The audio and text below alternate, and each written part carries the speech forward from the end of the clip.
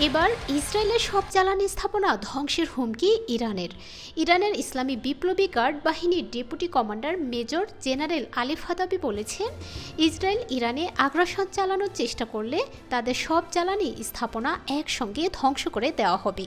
তিনি বলেন, ইরানে হামলা চালালে নিজের অস্তিত্বকে ঝুঁকির মুখে ফেলবে ইসরায়েল।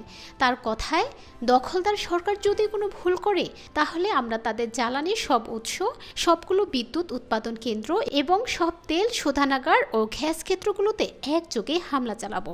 পাস্টুরের খবর, এর আগে ইরানের তেল ক্ষেত্রগুলোতে হামলা চালানোর হুমকি দেয় তেল আবিব।